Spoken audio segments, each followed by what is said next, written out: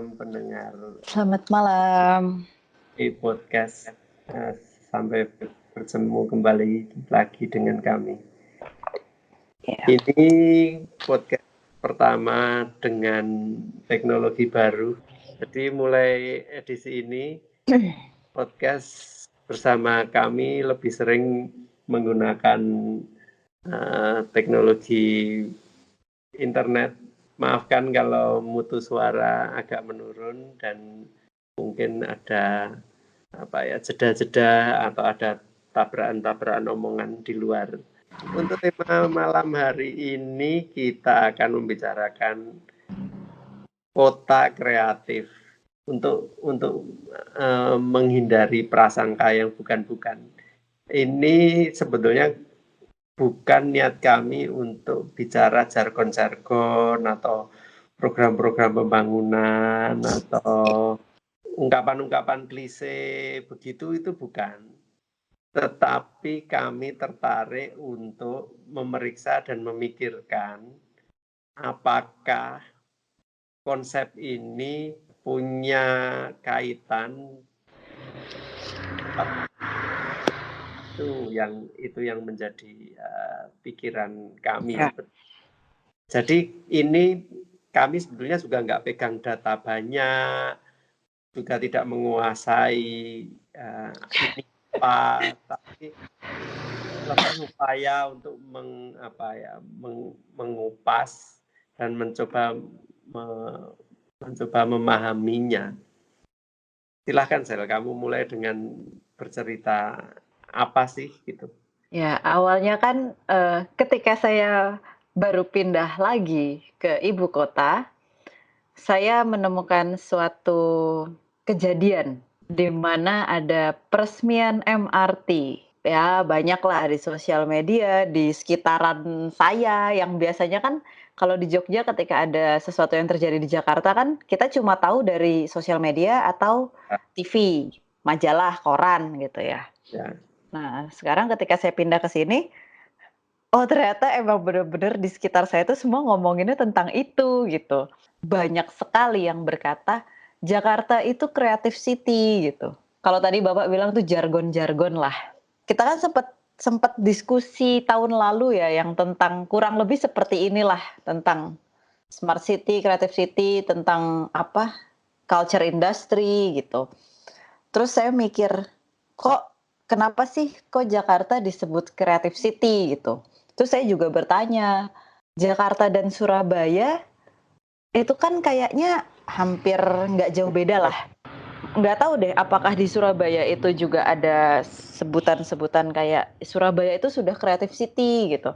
Tapi kalau di Jakarta kan itu sangat amat sering orang itu berbicara bahwa Jakarta itu creative city. Terus emang kenapa sih Jakarta itu bisa disebut creative city? Kan pertanyaannya itu tuh.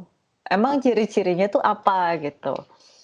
Oke, kalau misalnya kita bilang MRT, which is itu salah satunya transportasi, menjadi salah satu indikator bahwa itu bisa disebut creative city gitu. Tapi saya juga masih nanya sih, kenapa mempunyai MRT terus Jakarta disebut creative city? Yang kedua tentang transaksi perbankan, e-banking, apalah OVO, GoPay, semua flash, e-money gitu kan. Dan itu di Jakarta sampai saya baru tahu juga Pak, ternyata angkot itu sekarang udah ada yang make namanya kalau tapi masih beberapa armada sih. Jadi saya nanya kan waktu itu sama drivernya bahwa ini tuh belum semuanya. Berarti di Jakarta itu bahkan sampai angkot pun yang katanya angkutan umum rakyat kelas C gitu ya ibaratnya. Itu sudah memakai e-money. Bahkan sampai pasar tradisional pun pedagangnya itu udah bisa bayar pakai GoPay cashback sekian persen gitu. Yang ketiga nih berarti creative city. Berarti ini ada kata kreatif, berarti tidak bisa dipisahkan dong dengan pekerjaan orang kreatif gitu. Atau apakah sebuah kota bisa disebut creative city karena banyaknya jenis-jenis pekerjaan di bidang kreatif di dalamnya. Kalau kayak gitu sebenarnya kalau tentang pekerjaan kreatif, bukankah Jogja juga Kreatif. iya, tapi Jogja Nggak seperti belum pernah disebut kota kreatif. iya. Apa sih creative city, apa sih indikatornya gitu? Bahkan indikator kreatif itu sendiri saya tuh belum tahu gitu. Kayaknya kita bisa mulai dari kota, dari kata kota dan bagaimana, bukan Mhm, bagaimana, tapi kenapa sih kok harus di kota gitu. Seperti kita tahu, tentu saja ini penuh dengan bias tertentu, tapi kita tidak akan membicarakan bias itu sekarang. Simpul-simpul dari kehidupan bersama, mhm, satu saat itu ada di kota. Pemerintahan, kekuasaan, mhm, dan demikian juga budaya, kesenian kayak gitu itu mhm, di kota, industri juga mhm, di kota. Jadi aku pikir memang ya itu masuk akal dan beralasan untuk melihat kota sebagai simbol-simbol seperti itu. Nah, kayaknya seperti yang kamu bilang tadi, mungkin memang ya pertama ada infrastruktur ya, infrastruktur dalam pengertian fisik, jalur-jalur yang menghubungkan, titik-titik yang memungkinkan penghimpunan benda-benda, alat-alat yang memungkinkan titik itu terhubung, logistik dan seterusnya lah ya, itu semua yang dimungkinkan oleh industri begitu ya. mhm, Industri ya, kemudian mungkin juga kalau Jakarta itu kan merangkap sebagai kota pusat pemerintahan juga, maka ya dia diuntungkan oleh dua-duanya. Tapi kalau kota-kota lain ya pertama-tama karena industri mungkin. Tapi tidak hanya yang kayak gituan, jalan dan seterusnya, tidak hanya seperti itu, tapi juga teknologi ya itu seperti yang kamu bilang tadi, sekarang lagi banyak dibicarakan teknologi keuangan, perbankan, transaksi, mhm. kredit, mikro, dan seterusnya lah. Kayak gitu, itu juga itu memungkinkan ya, memungkinkan Kemudahan bisa dibilang, kemudahan ya. Kemudian ruang-ruang fisik juga memungkinkan orang bekerja sama, itu muncul ruang-ruang yang baru, tidak hanya kantor-kantor di mana orang harus direkrut dulu, dilatih dulu, diajari ini itu, ada masa percobaan sampai baru bisa bekerja setelah beberapa bulan gitu. Bukan hanya pabrik-pabrik ya yang memungkinkan pekerjaan-pekerjaan produktif tetapi repetitif ya. mmm, Yang begitu. Tapi muncul ruang-ruang baru ya, bukan keduanya. Orang bisa keluar masuk dengan lebih leluasa untuk pekerjaan-pekerjaan yang tidak hanya repetitif tapi membuat yang baru. Nah, ini muncul banyak ruang-ruang, baik ruang dalam pengertian ruang fisik tapi juga secara kelembagaan ya, muncul bentuk-bentuk kerjasama dan ya institusi lah, institusi yang belum ada sebelumnya ya, semisal apa, Pak? kooperatif, terus kemudian Oh, sama co-working space, aha, ya macam-macam yang seperti itu, dan oleh orang boleh saja menganut keyakinan-keyakinan tertentu tentang masing-masing ruang itu mana yang lebih baik dan tidak lebih baik. mhm. Tapi intinya itu kan memungkinkan pekerjaan baru ya. Mulai banyak yang dulu dulu nggak ada. Dulu tidak ada? Setahuku sih nggak seperti itu ya. Kalaupun ada dalam bentuk yang agak berbeda dan dalam derajat yang lebih rendah ya. Berarti kan sebenarnya inti dari infrastruktur ini terbangun adalah bisa menghubungkan Ya, ya, siapapun, dimanapun, entah itu orang ini akan bertemu langsung, kayak misalnya co-working space itu kan memungkinkan stranger gitu ya, yang sama-sama bekerja pada suatu tempat, kemudian berkomunikasi dan terjalin, apa namanya, koneksi lah. Ya, Tapi ada juga infrastruktur itu dibangun untuk semisalnya transportasi kayak gitu, komunikasi. Berarti creative city salah satu gejalanya adalah kemudahan untuk berkoneksi, apakah itu? aku nggak tahu persis jawabannya iya apa enggak ya, tapi dalam pikiranku kelihatannya masuk akal untuk memikirkan bahwa infrastruktur tadi memungkinkan jejaring ya. Mhm. Ya, Apa jejaring. pangannya kan kalau itu kan menghubungkan gitu loh. Heeh. Nama dinasnya aja dinas perhubungan dia. Jangan lupakan bahwa intinya itu bukan jalannya gitu loh. Ya tentu Tapi saja hubungan jalan ya. sebagai entitas fisik itu perlu dibangun dan dirawat dengan cara tertentu gitu. Oke. Ya. Tapi jangan lupa bahwa pekerjaan si jalan itu adalah menghubungkan orang. Kamu tadi ngomong dan menurutku ya masuk akal bahwa pada dasarnya yang penting kemudian adalah jejaring. Aha. Yang tadi aku juga sampaikan dengan cara yang lain itu soal lembaga ya. Mhm. Lembaga yang ada itu memungkinkan bentuk-bentuk pekerjaan yang sudah kita kenal. Sementara bentuk-bentuk pekerjaan yang lebih baru itu menuntut lembaga-lembaga yang baru atau keterhubungan dengan cara yang baru yang kamu sebut tadi loh. Mhm. Orang itu bisa loh bekerja sama gitu. Mhm. Nggak hanya berpapasan atau nggak hanya jual beli sesaat dalam pasar atau dalam bursa gitu ya. Mhm. Bentuk-bentuk bentuk-bentuk kerjasama singkat, tapi ada bentuk-bentuk lain ya, misalnya itu tadi ya. Kalau orang-orang yang saling asing itu bekerja di ruangan yang sama Mhm. untuk berbeda tetapi dalam wilayah yang beririsan gitu, sangat mungkin mereka bisa menjalin kerjasama baru atau bahkan mungkin melahirkan pekerjaan baru Baru, ya. ya yang tidak dikenal sebelumnya gitu. Iya, iya. Berarti pertanyaan saya nih, Pak, misalnya ada orang kreatif di suatu kota yang belum memiliki infrastruktur yang Memadai lah, memadai, heeh, memfasilitasi gitu. iya, apakah itu tetap akan terjadi? Gini, itu kan apa ayam dan telur mana yang lebih dulu. Ah, Tapi iya, heeh. saya nggak akan mencoba membidiknya dari titik yang lain. Bukan mana yang lebih dulu, tetapi esensi ya. Heeh.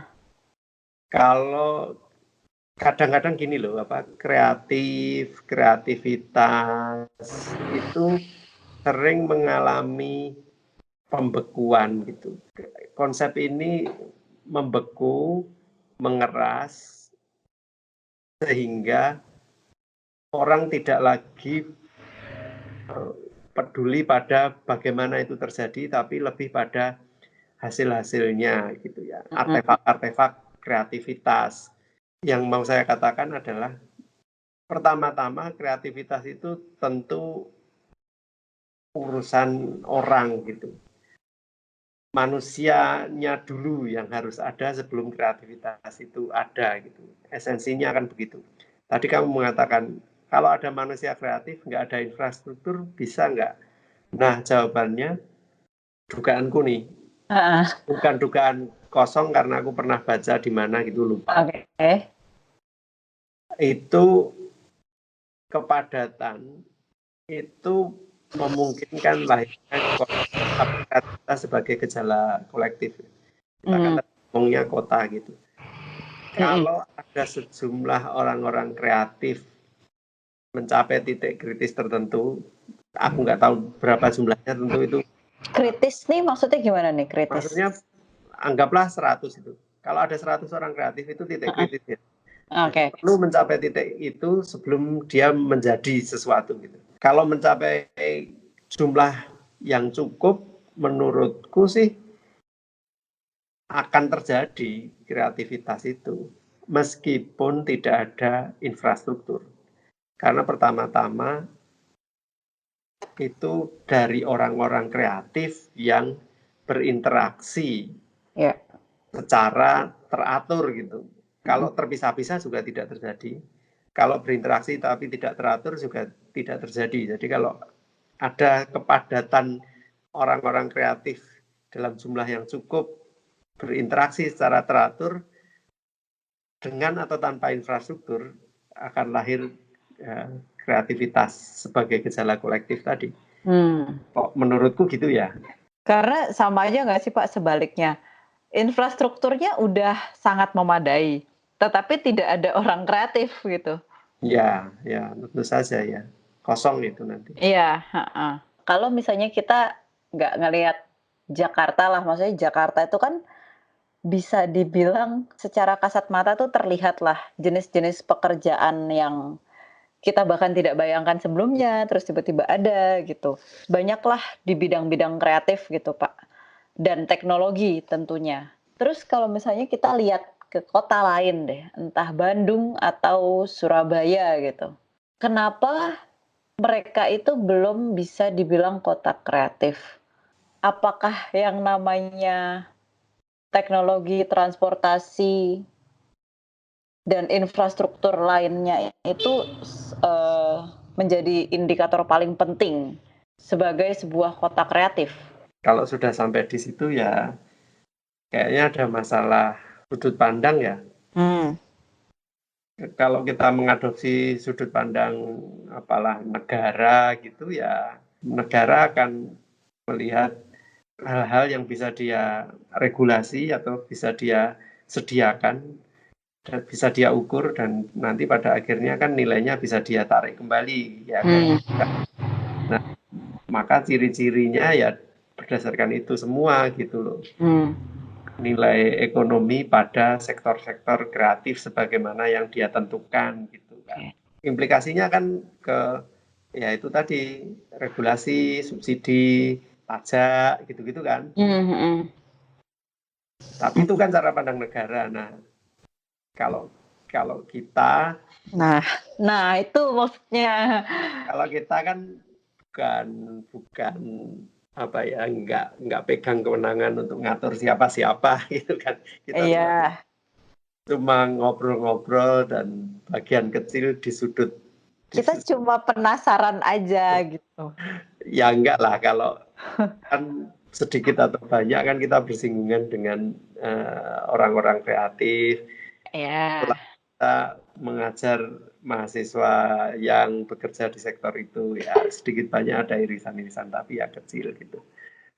Kayaknya kalau dari kacamataku nih ya, ini bukan karena aku menyelidiki ini aku nggak sama sekali nggak ngerti sebetulnya, tapi melulu dari kacamataku gitu.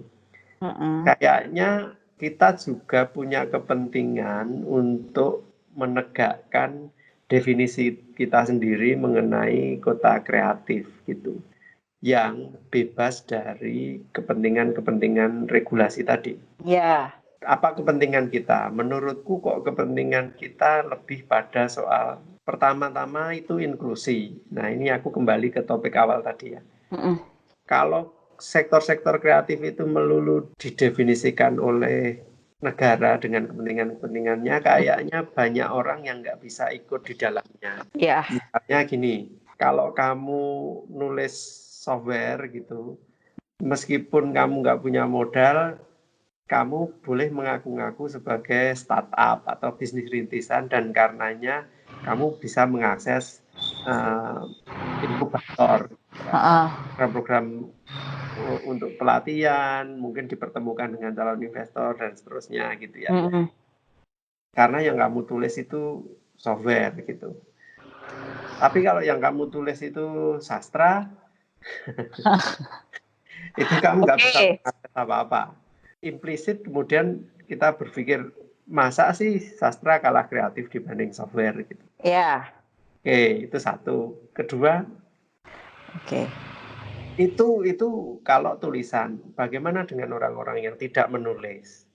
Bagaimana dengan orang-orang yang bahkan gitu ya, bahkan tidak terlalu tertanam dalam hubungan-hubungan pengetahuan gitu, tidak masuk ke dalam ekonomi yang baru ini, di mana orang bekerja lebih banyak menggunakan pikiran, informasi, konsep, dan alat-alat yang memungkinkan itu semua gitu. Nah, bagaimana dengan orang-orang yang lebih banyak mengerjakan benda-benda fisik dengan kekuatan fisiknya? Apakah dia kan dari sektor kreatif ini?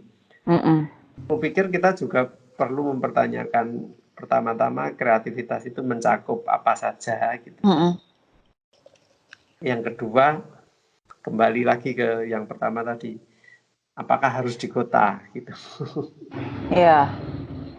Karena sangat mungkin tidak harus dimulai dari kota gitu. Iya, betul Pak. Ini balik lagi bahwa berangkat dari penasaran dan bertanya apa itu creative city dan segala macam gitu. Kok saya tapi jadi ngerasanya, maksudnya kenapa sih harus di kota gitu? Itu seakan, tapi kalau ngomongin negara sih, kalau ngomongin negara mungkin masuk akal kali ya Pak, kenapa itu di kota gitu. Cuma kalau kita ngomongin dari sudut pandang yang lebih luas, mungkin kreativitas itu kan nggak cuma di kota gitu. Dan terus kalau misalnya Pak Ino kan bilang gimana orang-orang yang bekerja mengandalkan semisal fisik gitu kan. Yang dia tidak kreatif gitu. Iya, yang tidak kreatif ya itu mungkin sih pekerjaan kayak gitu akan tetap ada ya Pak. Cuma saya nggak tahu deh, apakah terus pekerjaan-pekerjaan seperti itu akan dipandangnya sebagai pekerjaan yang ketinggalan zaman gitu. Saya kemarin sempat ngobrol sih Pak sama beberapa mahasiswa. Mereka itu merasa bahwa pekerjaan-pekerjaan yang ibaratnya apa ya Pak, bukan kreatif lah, bukan di bidang kreatif gitu. Yang semisal 9 to 5, jadi bekerja kantoran lah. Itu menurut mereka itu sudah bukan zamannya mereka gitu.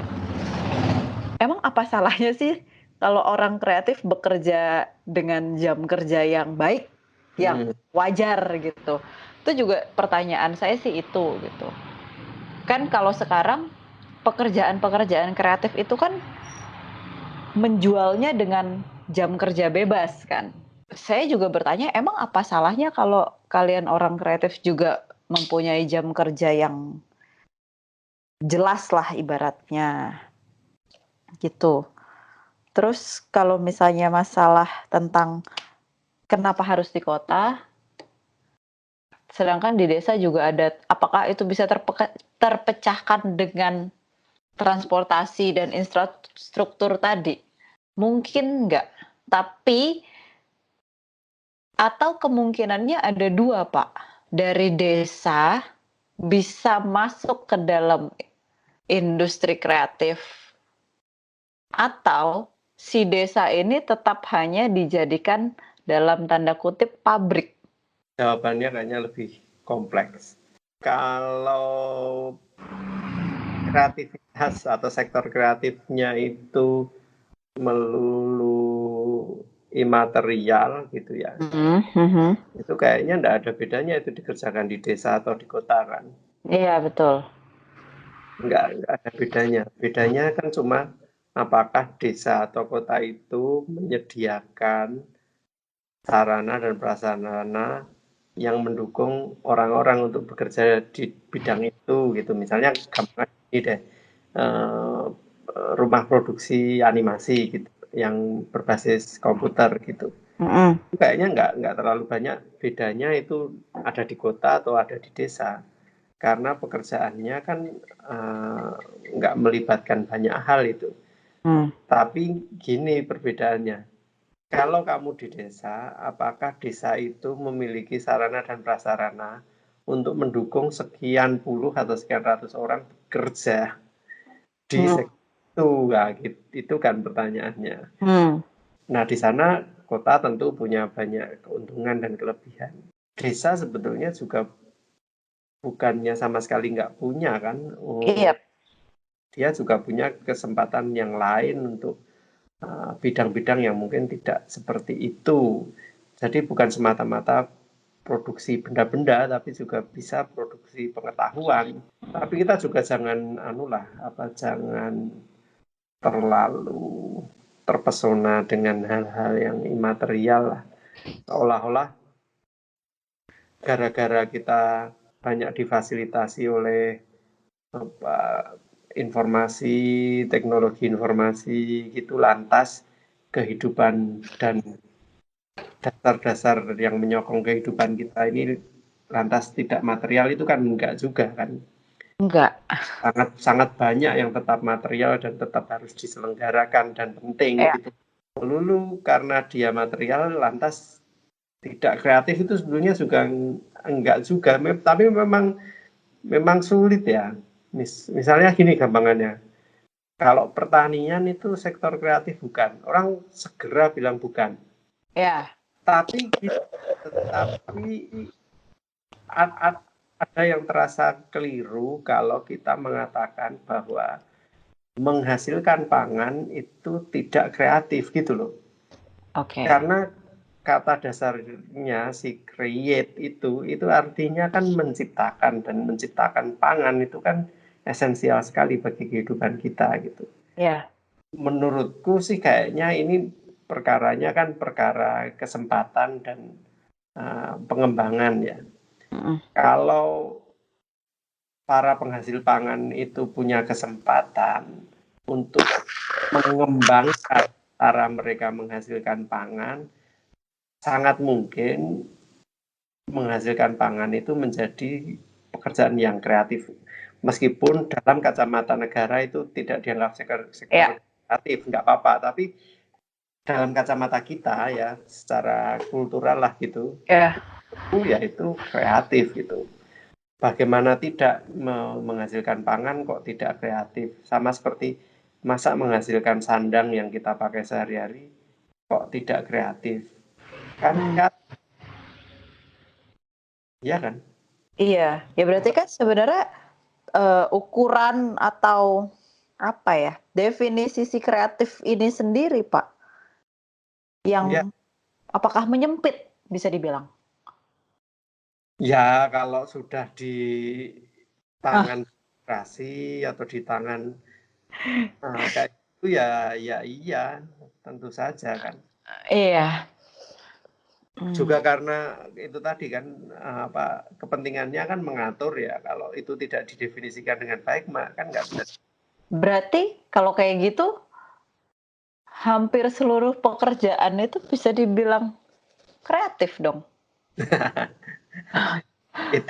Itu kesimpulan yang tidak terelakkan gitu. Menurutku seharusnya iya.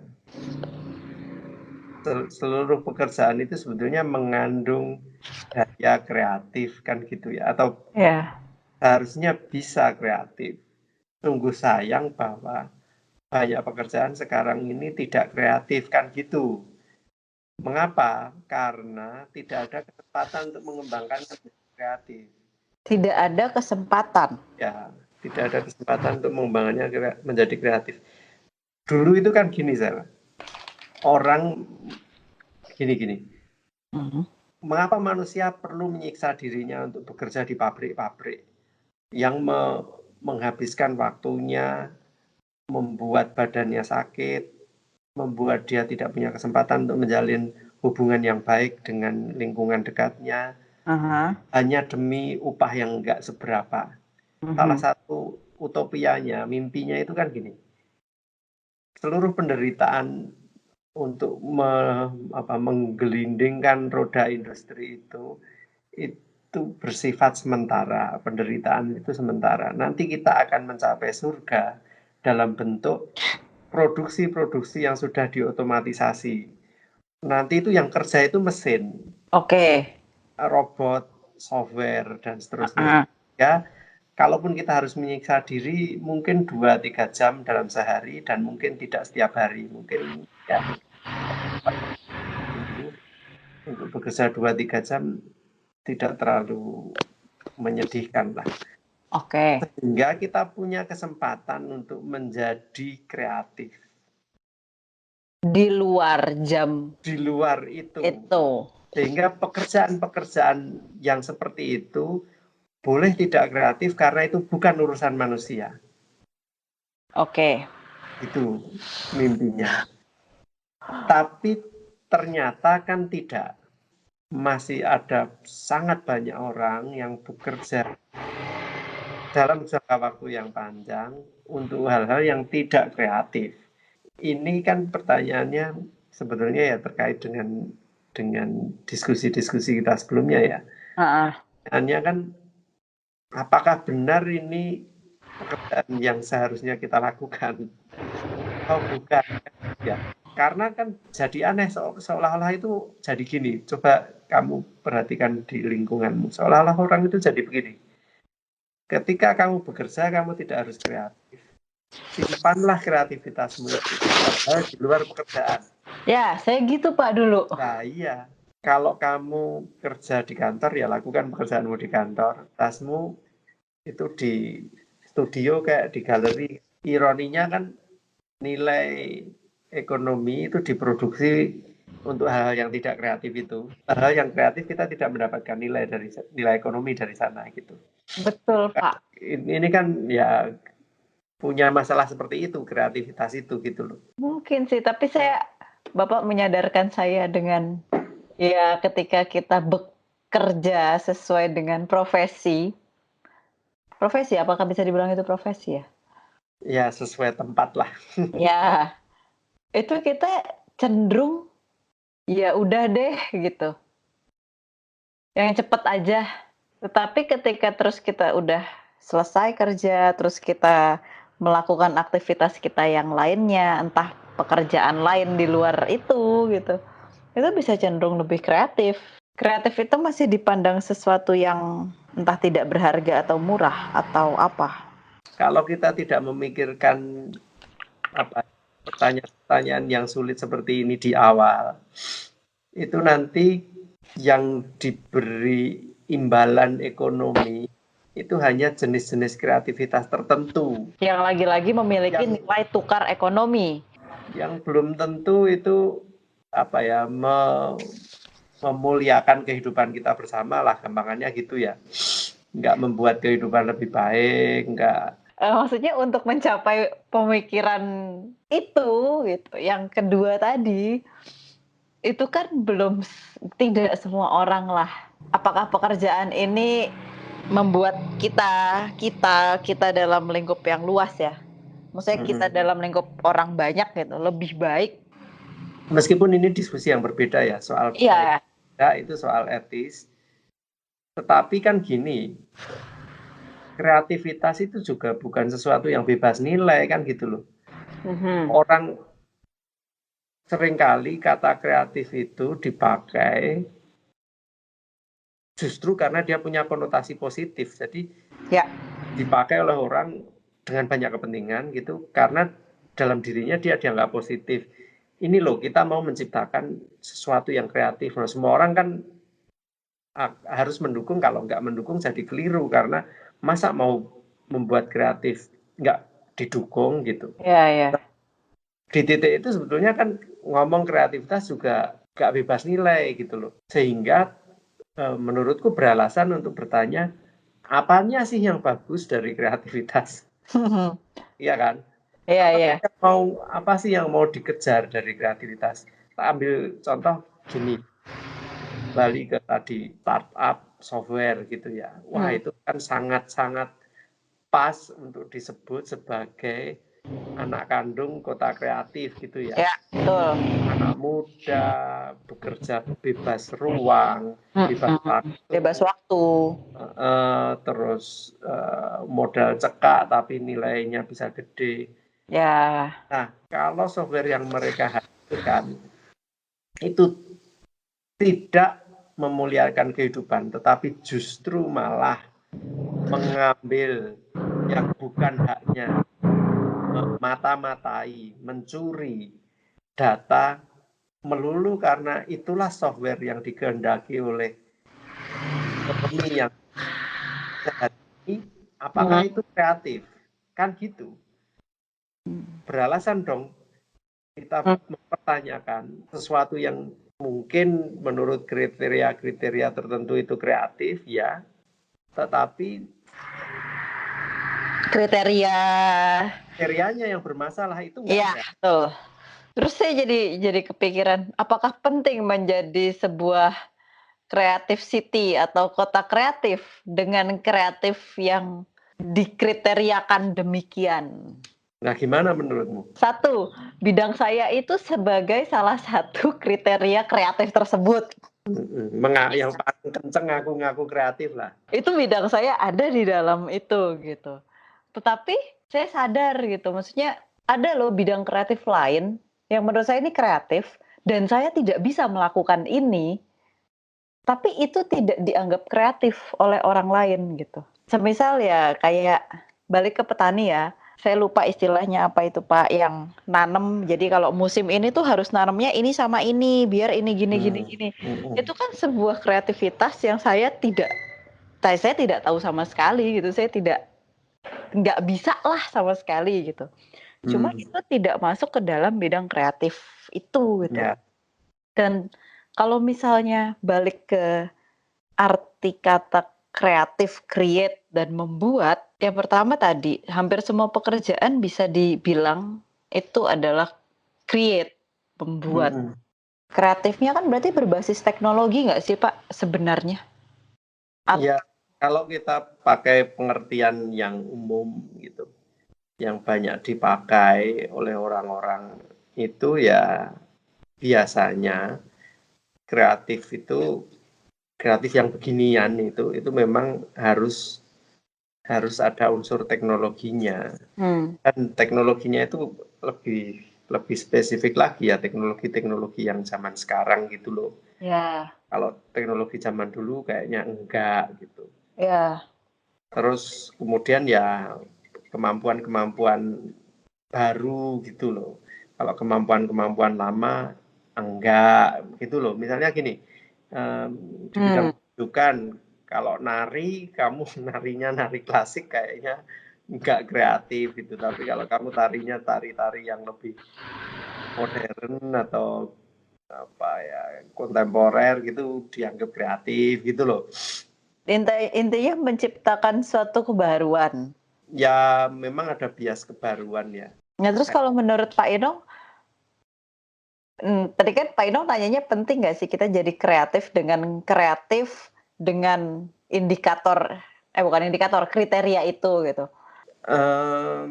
Kalau saya agak hati-hati dengan konsep-konsep yang berimplikasi pada pilihan-pilihan kita ke masa depan gitu loh. Yang berimplikasi dengan pilihan-pilihan kita di masa depan. Bukan hanya pilihan-pilihan kita di hari ini. Misalnya gini loh, banyak kota di negeri-negeri yang sudah maju secara ekonomi itu mengadopsi konsep kreatif di level kota karena mereka sudah meninggalkan industri. Mereka mengalami deindustrialisasi gitu loh. Oke. Ya, mereka nggak lagi mendapatkan nilai ekonomi yang besar dari industri yang seperti zaman dulu gitu. Maka mereka ke sini. Nah, kalau kita buru-buru mau masuk ke sana, kapan masuk ke sana gitu loh. Kalau kayak Yogyakarta mungkin nggak terlalu masalah karena sejak awal kita memang nggak punya kemampuan industri yang mumpuni gitu dan nggak pernah dikenal sebagai kota industri. Iya, betul. Lebih banyak sebagai kota jasa, lebih banyak sebagai kota pariwisata kayak gitu, itu nggak terlalu masalah gitu ya. Untuk kota-kota lain yang hidup dari industri kan kalau masuk ke kayak gini, pilihan-pilihan menjadi kota kreatif itu lantas apa yang akan dilakukan dengan industri yang ada gitu. Yang karena itu industri seperti yang sudah ada sebelumnya itu nggak bisa disebut sebagai industri kreatif kan. Itu ya industri aja gitu loh. Tentu untuk menjawab pertanyaan itu tidak bisa pukul rata ya.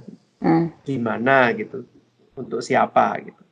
Nah, anggaplah katakanlah untuk kayak Yogyakarta gitu. Apakah kalau Yogyakarta penting untuk mengadopsi konsep kayak kota kreatif kayak gini? Menurutku ini tentu saja aku nggak dari kacamata pemerintah kayak tadi ya, tapi dari kacamata masyarakat gitu. Pertama, sejauh itu memungkinkan banyak orang terlibat di dalamnya, nggak terlalu bermasalah kalau itu dipakai. Satu itu. Yang kedua, inklusif maksudnya Bapak. Ya. Jangan hanya sektor-sektor tertentu. Kalau kota kreatif itu artinya nanti subsidi untuk seniman, ya aku menolak. Bukan aku menolak subsidi untuk seniman, enggak. Tetapi iya, kenapa hanya seniman yang itu loh, itu yang pertama. Yang kedua, atau itu membuka co-working space sebanyak-banyaknya, ya itu kan dalam dirinya sendiri tidak keliru, tetapi dari kriteria inklusi tadi itu hanya memungkinkan jenis pekerjaan tertentu gitu loh. Terus yang kedua, kalau konsep itu mengembangkan imajinasi orang untuk masa depan, ya menurutku oke lah.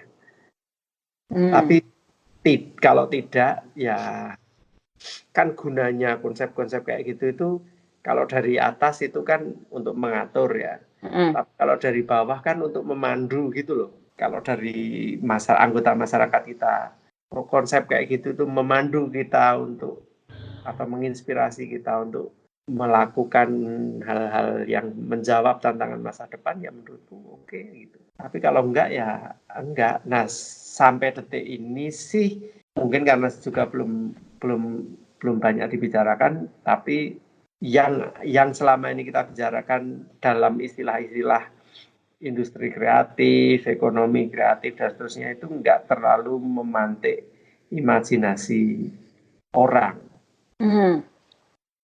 Justru yang lebih memantik imajinasi itu YouTube kayak gitu. Oh, aku pengen jadi YouTubers. Oh, aku pengen jadi selebgram. Nah, kayak gitu itu kan memantik seberapapun itu punya masalah dalam dirinya, tapi itu kan memantik imajinasi orang tentang masa depan gitu loh. Ini terakhir boleh Pak? Mungkin terakhir ya. Saya lihat jurnal atau buku ya ini, yang buku kayaknya yang dikirimin Pak Inong tentang Global Creativity Index, Pak. Oh iya. Ya, di situ yang saya tertariknya nih Pak. Nah, yang saya tertariknya itu ada 3 entah kriteria atau indikator mungkin ya untuk menghitung Global Creativity Index di negara. Yakni teknologi pasti dong. Yang kedua talent skill. Sama tolerance ya. Iya, yang ketiga adalah tolerance, Pak. Yang sepertinya kok kita miss yang ketiga ini ya, gitu loh. Tadi kan kita ngomongin tentang, ya oke, kemajuan infrastruktur, oke, terus ada orang-orang kreatif, berarti itu kan skill atau talent kan.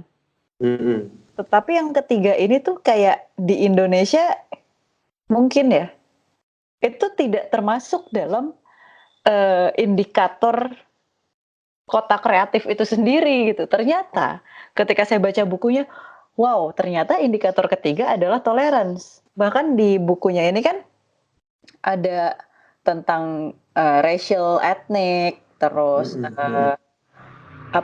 LGBT, tolerance. Tapi kayaknya di sini kita nggak tahu sih pernah disinggung. Nggak pernah mengubahkan itu.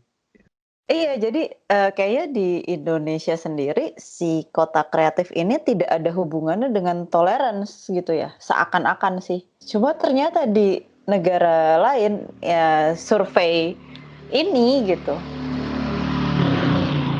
Toleransi itu menjadi indikator, salah satu indikator gitu. Iya. Saya juga sebenarnya sih belum terlalu ngerti apa hubungannya tolerance dengan si indikator dari kota kreatif ini gitu, atau ya di sini Global Creativity Index. Kalau ini kan berdasarkan konsepnya Florida. Dia salah seorang ya yang penting lah memikirkan tentang kota kreatif itu. Dia sebetulnya menulis tidak persis kata kota kreatif, dia menyebutnya kan kelas kreatif ya, golongan orang yang kreatif itu kayak apa sih gitu. Ya. Ketika dia ngomong toleransi itu memang ya dia punya pendapat, dan itu bukan pendapatnya dia sendiri saja. Dia juga menyitir penelitian-penelitian sebelumnya yang mengatakan bahwa kreativitas itu lahir dari keragaman. Oh, oke. Kalau suatu, ya anggaplah kota gitu, tapi tidak harus levelnya kota, misalnya perusahaan pun gitu. Ya, Nanti apapun. ada implikasinya sampai ke sana. Suatu tempat gitu itu tidak memungkinkan keragaman, maka sebetulnya potensi kreatifnya itu berkurang gitu. Mampu ya, itu nanti ada hubungannya sama adaptasi, ada hubungannya sama kebaruan, ada hubungannya sama kepekaan gitu. Kalau kamu nggak beragam, kamu kan hanya peka pada hal-hal tertentu, tapi tidak pada banyak hal lain. Kepekaan terhadap kebutuhan, kepekaan terhadap tren, kepekaan terhadap gitu-gitu loh. Nah kayak gitu itu kalau kamu nggak toleran, kalau kamu seragam, hanya satu kelompok, hilang semua peluang-peluang itu. Ya. Dalam berbagai level, di perusahaan pun dibikinin itu program-program untuk membuat perusahaan secara sengaja beragam gitu. Sebagai proksi ya, sebagai jalan antara untuk ke titik akhir yang sebetulnya itu kreativitas yang lahir dari itu tadi, toleransi terhadap perbedaan-perbedaan seperti itu. Yang saya kagetnya aja sih, ternyata di Indonesia sendiri indikator toleransi itu tidak menjadi indikator. Mungkin dari apapun kali ya. Gini, sebetulnya kita bikin indeks-indeks toleransi itu kan, dan setiap tahun diperbaharui. Meskipun nggak selalu tertib ya, karena pelakunya kan masyarakat sipil yang kemampuannya juga tidak terlalu besar untuk selalu membuat indeks dan memperbarui indeks ini. Itu kita punya selama ini. Indeks toleransi tahun lalu itu kan keluar angka kota yang paling tidak toleran di Indonesia itu Jakarta. Seharusnya teman-teman masyarakat sipil yang mengerjakan indeks-indeks keragaman itu bisa membahasakannya dalam istilah-istilah ekonomi, supaya tidak hanya menjadi perkara politik gitu loh, tetapi penting sebagai masalah ekonomi. Apakah kita bisa menghasilkan lebih banyak kue untuk lebih banyak orang gitu loh. Belum dihubungkan ke sana gitu sama orang-orang. Tadi sebetulnya di depan aku kan ngomong berkali-kali kreativitas itu harus inklusif. Itu sebetulnya kan ya nggak beda-beda jauh dengan konsep toleran gitu loh. Iya. Oke. Itu kayaknya sudah cukup banyak penelitian, meskipun aku nggak bisa menyebut secara spesifik judulnya apa gitu, tapi sekilas-sekilas aku baca gitu. Penelitian-penelitian yang mengatakan bahwa kalau beragam itu memang lebih baik gitu loh. Banyak itu di lingkungan kerja sama lingkungan pendidikan itu penelitian. Jadi mereka sengaja membuat program-program untuk mendorong keragaman gitu. Contohnya gini, di level eksekutif sekian persen dalam 5 tahun ke depan itu harus minoritas ras, harus perempuan, terus gitu loh. Mereka akan di HRD-nya gitu di Departemen SDM-nya itu punya program untuk meningkatkan kemampuan manajerial bagi minoritas-minoritas ini supaya mereka bisa naik gitu loh. Ya kayak gitulah kira-kira. Jadi kreativitas itu ada urusannya dengan kayak gini-gini ini, bukan hanya dengan itu tadi ya. Nah, teknologi keuangan atau jalan raya atau Iya. angkutan massal, ya Iya. itu ya, tapi juga yang kayak gini ini tidak kalah penting gitu. Karena selama ini kan mungkin jargon atau kata-kata yang dipakai adalah keanekaragaman, kebineka-tunggal-ikaan. Tapi menurut saya kata toleransi ini kan ini menurut saya sangat kuat gitu kata itu dan menjadi sangat logik ketika Bapak menghubungkan toleransi itu, inklusi itu pasti ada toleransi gitu. Terus keanekaragaman dan segala macam dan ada orang stranger berkumpul bekerja di satu tempat dan dengan latar belakang berbeda-beda, ya bener sih itu adanya toleransi, kalau nggak akan mereka nggak akan saling komunikasi gitu, Ya. nggak akan ada jejaring yang tercipta di antara mereka gitu. Oke, Sarah. Oke. Episode Kota Kreatif kayaknya Sampai lumayan sini. kita menjelajahi berbagai faset ya, berbagai wajah-wajahnya itu, sisi-sisi persoalannya. Iya. Dan saya menemukan ya kita berdiskusi sudut pandang baru lah, bukan baru kali ya Pak, tentang amat sih. iya, tentang kota kreatif ini, yang bukan dari sudut pandang pemerintah mungkin. Iya, bukan soal pengelolaan, bukan Iya. target-target ekonomi. Iya, tetapi sisi lainnya. Terima kasih sudah mendengarkan episode yang ini, dan maaf kalau misalnya sekarang kita nggak bisa rutin seperti dulu ya Pak. Ya, kita upayakan. Kita akan upayakan rutin seperti dulu-dulu lagi gitu ya. Udah sih itu ya. Ya, ya. Oke. Terima kasih.